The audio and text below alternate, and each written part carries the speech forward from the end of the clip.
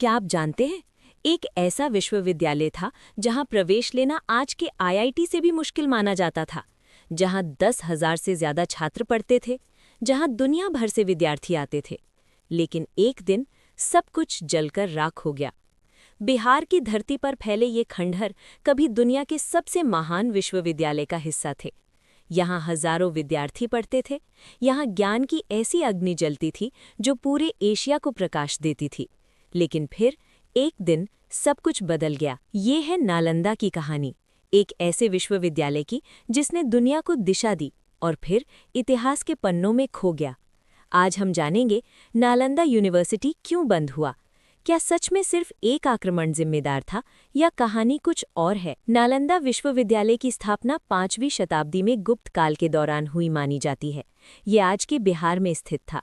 ये सिर्फ एक कॉलेज नहीं था, ये पूरा शिक्षा नगर था। यहाँ पढ़ाई जाते थे बौद्ध दर्शन, तर्कशास्त्र, गणित, अखोल शास्त्र, चिकित्सा, साहित्य। 7वीं शताब्दी में चीन से आए प्रसिद्ध यात्री ह्यूएनसांग, उन्होंने लगभग 10 साल नालंदा में अध्ययन किया और लिखा कि यहाँ 10,000 छात्र और 1500 शिक्षक थे। प्रवेश परीक्षा इतनी कठिन थी कि केवल 20% विद्यार्थी ही पास हो पाते थे। जुआंगजैंग यानी युएन तेसांग और नालंदा विश्वविद्यालय का रिश्ता बहुत गहरा है। जुआंगजैंग एक चाइनीज बौद्ध भिक्षु और यात्री यानी ट्रैवलर थे जो 7वीं सेंचुरी एडी में भारत आए थे। नालंदा के इतिहास को समझने के लिए जुआंगजैंग के लिखे हुए वृत्तांत यानी ट्रैवलॉग्स आज सबसे बड़ा स्रोत माने जाते हैं। जुआंगजैंग का नालंदा से रिश्ता। विद्यार्थी। जुआंगजैंग ने नालंदा में लगभग 10 साल बिताए। उन्होंने वहां बौद्ध दर्शन, तर्कशास्त्र और संस्कृत सीखी। शिक्षक। अपनी क्षमता और ज्ञान के कारण वो बाद में वहां एक प्राध्यापक भी बने। शिष्य। उन्होंने नालंदा के उस समय के कुलपति शिलाभद्र से सीधे शिक्षा ली थी। पांडुलिपियां। जब वो वापस चाइना गए तो अपने साथ लगभग 657 बौद्ध पांडुलिपियां ले गए जिन्हें उन्होंने बाद में ट्रांसलेट किया। जुआंगजैंग ने नालंदा के बारे में क्या बताया? उन्होंने अपनी किताब सी यू की में नालंदा की विशालता का बहुत सुंदर वर्णन किया है। विशेषता। जुआंगजैंग का विवरण। भवन। उन्होंने लिखा कि वहां की इमारतें इतनी ऊंची थीं कि उनके शिखर बादलों को छूते थे। अनुशासन। उन्होंने बताया कि 10,000 विद्यार्थी और 2,000 शिक्षक होने के बावजूद वहां का अनुशासन बेमिसाल था। Entrance exam. जुआंगजैंग के अनुसार नालंदा में दाखिला लेना बहुत मुश्किल था। द्वारपाल ही कठिन सवाल पूछते थे और 10 में से सिर्फ 2-3 लोग ही पास हो पाते थे। लाइब्रेरी। उन्होंने धर्मगुंज लाइब्रेरी की तीनों इमारतों का जिक्र किया है जो ज्ञान का भंडार थी। एक दिलचस्प कहानी। जुआंगजैंग ने बताया था कि नालंदा का खर्चा आसपास के 100 गांवों से आने वाले राजस्व यानी रेवेन्यू से चलता था। इस वजह से विद्यार्थियों को रहना, खाना और शिक्षा पूरी तरह मुफ्त मिलती थी। नालंदा के महान पुस्तकालय धर्मगंज का परिचय। धर्मगंज नाम का ये पुस्तकालय नालंदा विश्वविद्यालय के केंद्र में स्थित था और ये एक ज्ञान का भंडार माना जाता था जो दुनिया के सबसे प्रतिष्ठित पुराने पुस्तकालयों में शामिल था। इतिहासनामा। पुस्तकालय की संरचना। धर्मगंज सिर्फ एक इमारत नहीं थी बल्कि 3 अलग-अलग विशाल भवनों का समूह था। धर्मगंज सिर्फ एक इमारत नहीं थी बल्कि 3 अलग-अलग विशाल भवनों का समूह था। सबसे बड़ा भवन जिसमें ज्ञान के बहुमूल्य ग्रंथों तथा दर्शन, विज्ञान, साहित्य इत्यादि विषयों के महत्वपूर्ण पाठ्यपुस्तकें रखी गई थीं। Culture and heritage. रत्न सागर। रत्नों का सागर। ये 9 मंजिला इमारत विशेष रूप से बौद्ध धर्म के ग्रंथों और उनके मतों पर समझ के लिए समर्पित थी। यहाँ महायान सूत्र, विनय पिटक, अभिधम्म पिटक और टिप्पणी ग्रंथ रखे गए थे। Culture and heritage. रत्नोदधि। रत्नों का समुद्र।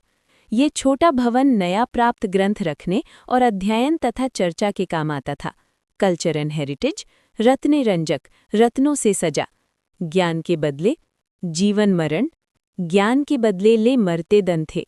ज्ञान के बदले ले मरते दन थे। ज्ञान के बदले ले मरते दन थे। धर्मगंज का संग्रह बहुत विविध विषयक था।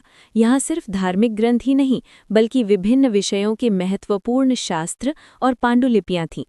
बौद्ध धर्म और दर्शन।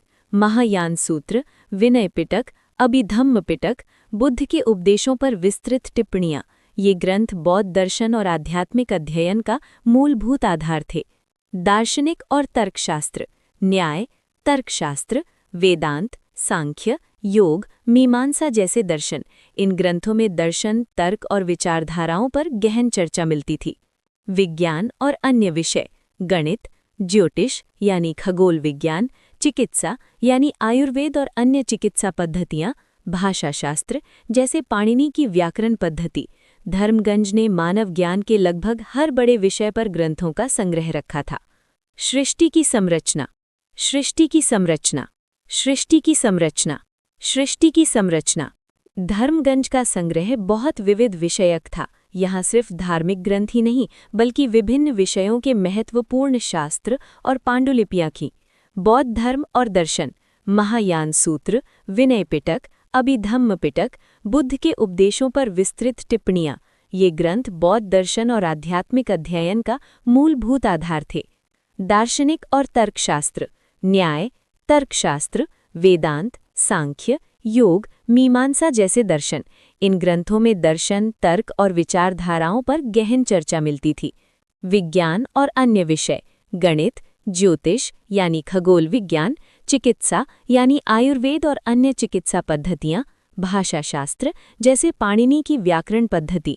धर्मगंज ने मानव ज्ञान के लगभग हर बड़े विषय पर ग्रंथों का संग्रह रखा था। प्राचीन स्रोतों के अनुसार इस पुस्तकालय में लाखों ग्रंथों यानी लगभग 90 लाख से अधिक ग्रंथों की पांडुलिपियां थीं। ये केवल धार्मिक या बौद्ध सामग्री तक सीमित नहीं था बल्कि समस्त ज्ञान क्षेत्र का भंडार था। 12वीं शताब्दी में विदेशी आक्रमणों और अन्य सामाजिक राजनैतिक कारणों से नालंदा विश्वविद्यालय तथा धर्मगंज पुस्तकालय को भारी क्षति पहुंची। कई ग्रंथ खो गए या नष्ट हो गए।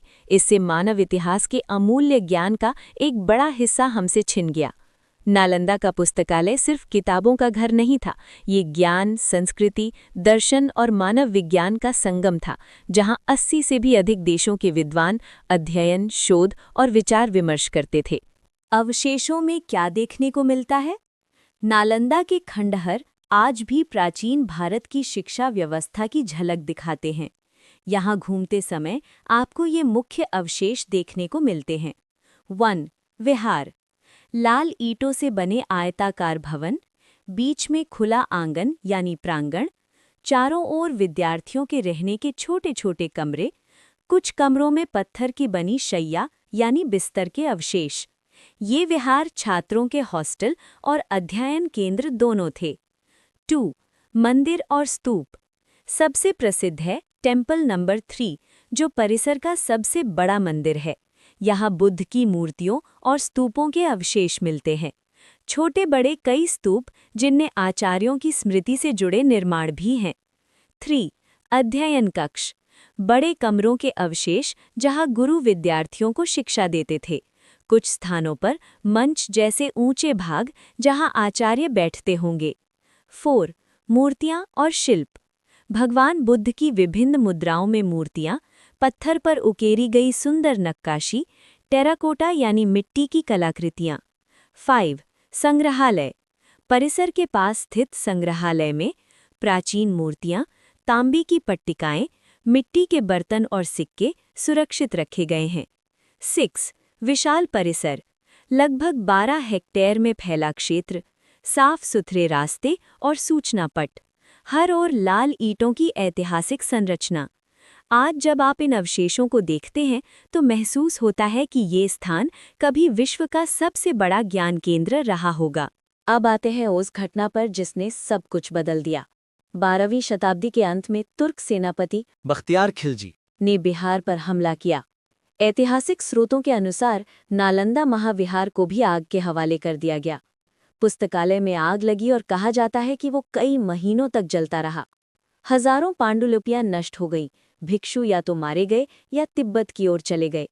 नालंदा विश्वविद्यालय, जो कभी ज्ञान का विश्व प्रसिद्ध केंद्र था, उसमें आग लगने और उसे नष्ट करने की घटना इतिहास के सबसे दुखद पन्नों में से एक है। इसके पीछे का मुख्य कारण और कहानी नीचे दी गई है। बख्तियार खिलजी का आक्रमण। 12वीं सदी के अंत में लगभग 1193 एडी में तुर्क सेनापति बख्तियार खिलजी ने बिहार पर आक्रमण किया था। इतिहासकार बताते हैं कि खिलजी ने नालंदा को पूरी तरह ध्वस्त कर दिया और वहां की लाइब्रेरी, पुस्तकालय में आग लगा दी। आग लगने के प्रमुख कारण: धार्मिक और सांस्कृतिक विध्वंस। खिलजी एक आक्रमणकारी था जो भारत के ज्ञान, विज्ञान और संस्कृति के केंद्रों को खत्म करना चाहता था। नालंदा उस समय बौद्ध धर्म और शिक्षा का सबसे बड़ा स्थल था। ईर्ष्या और अहंकार। एक प्रचलित कहानी के अनुसार खिलजी बहुत बीमार पड़ गया था। जब उसके हकीम उसे ठीक नहीं कर पाए, तब नालंदा के आचार्य राहुल श्रीभद्र ने उनका उपचार किया। खिलजी इस बात से चिढ़ गया कि एक भारतीय वैद्य का ज्ञान उसके हकीमों से बेहतर कैसे है, और इसी गुस्से में उसने पूरे विश्वविद्यालय को नष्ट करने का आदेश दे दिया। इतनी भयानक आग क्यों थी? नालंदा की लाइब्रेरी, जिसे धर्मगुंज कहा जाता था, 3 बड़ी इमारतों में बटी हुई थी: रत्नसागरा, रत्नोदधि और रत्नरंजका। 90 लाख पांडुलिपियां।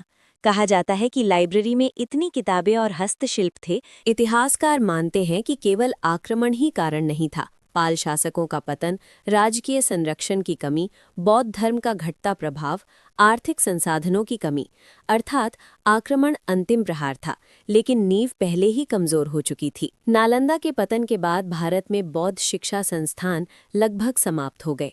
ज्ञान का केंद्र धीरे धीरे तिब्बत और पूर्वी एशिया की ओर स्थानांतरित हो गया। भारत ने अपना सबसे बड़ा अंतर्राष्ट्रीय विश्वविद्यालय खो दिया। आज नालंदा के अवशेष यूनेस्को विश्व धरोहर स्थल हैं। 21वीं सदी में एक नया नालंदा विश्वविद्यालय भी स्थापित किया गया है, जो प्राचीन परंपरा को फिर से जीवित करने का प्रयास कर रहा है। नालंदा का अंत सिर्फ एक इमारत का जलना नहीं था, ये भारत की बौद्धिक विरासत का एक युगांत था।